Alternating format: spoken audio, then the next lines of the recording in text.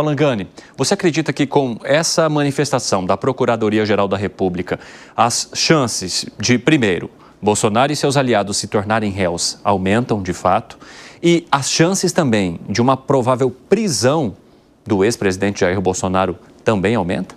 Eu acredito que sim, eu acho que aumenta. Se a gente olhar o que foi o julgamento do dia 8 de janeiro, ali a gente tem uma prévia do que será este julgamento. Muito embora eu não concorde com a tese, Evandro, eu vejo que não há elementos para eles se tornarem culpados. Eu vejo que houve uma cogitação, mas não houve uma tentativa de golpe. Não houve o uso da violência ou grave ameaça. Mas e o 8 de janeiro? Mas não há uma ligação concreta do 8 de janeiro com este caso.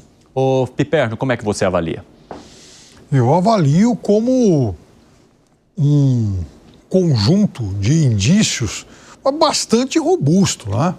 E vejam, eu insisto em dizer que o 8 de janeiro foi só o desfecho de uma trama que começou lá atrás e uma trama que, inclusive, teve acusações muito sérias, teve depoimentos muito contundentes, até mesmo de chefes militares e auxiliares diretos. Então, não adianta tentar, de alguma forma, descaracterizar uma ou outra delação, porque ninguém está lá só porque foi acusado uma vez. Foram, inclusive, coletadas nesse período muitas provas, muitas evidências materiais. Agora, as evidências materiais são irrefutáveis. Mas agora, todo o relatório, tanto da PF quanto da PGR, foi feito em cima da delação.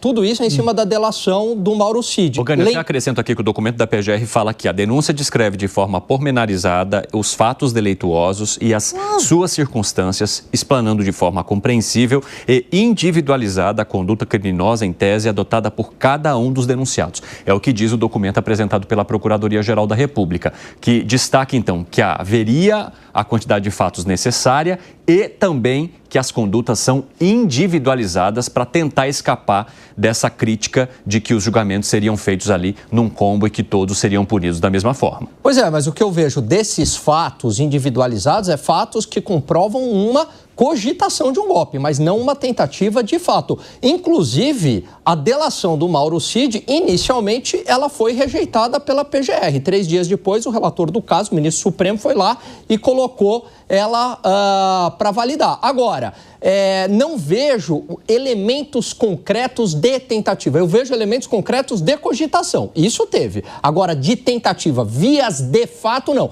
A não ser que a gente considere uma ligação concreta do 8 de janeiro com isso.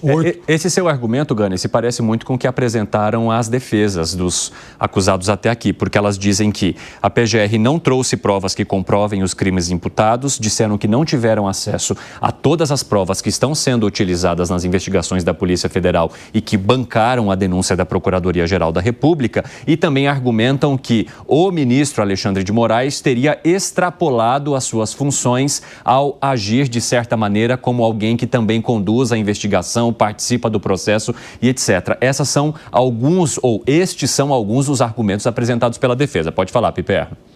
A questão do ministro Alexandre de Moraes me parece ser um fetiche da extrema-direita. Agora, vejam só, são muitos os fatos, são muitos os passos que foram sim conectados. O 8 de janeiro, repito, ele não é somente um ato isolado. Não, nós temos o 8 de janeiro, 24 de dezembro, da bomba, 12 de dezembro, da invasão da Polícia Federal, dos incêndios do Distrito Federal, acampados por 70 dias, deputados e senadores indo, inclusive, ao Congresso, pedirem claramente golpe. Se alguém está duvidando disso, eu já falei, eu já publiquei aqui e mando o vídeo, não tem problema nenhum. Mas o ponto é como é que você conecta isso concretamente? Como é que você conecta concretamente aquele grupo que estava cogitando um golpe com o atentado lá do dia 12 de dezembro? Isso é uma urdidura, porque todos eles tiveram, por exemplo, o atentado de 12 de dezembro, o atentado, as tentativas o atentado de 12 de dezembro e a tentativa de 24 de dezembro, inclusive, foram praticados por pessoas que estavam lá nos acampamentos. Tudo bem, estavam nos acampamentos, mas qual a ligação dessas pessoas receberam uma ordem direta daquele grupo? Esse é meu ponto.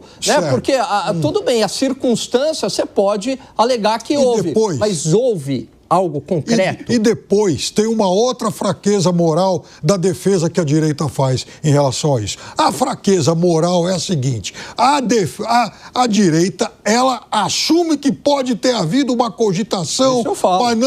Mas vejam só, como é que se admite que houve essa cogitação e a direita não tem a coragem de fazer a condenação moral de quem liderava esse tipo de cogitação? Dá a impressão de que, são todos anjinhos, uma vez que, segundo essa teoria, faltou o batom na cueca. As coisas não são assim. A gente está discutindo aqui a questão jurídica. E a questão jurídica, só uma outra coisa em relação ao que disse o senador Carlos Portinho e o que outras pessoas dizem. Só um minutinho, Zé, deixa ele concluir. Veja, essa história de que foi muito rápido, eu me lembro muito bem que em julho de 2017, Sérgio Moro condenou o presidente Lula.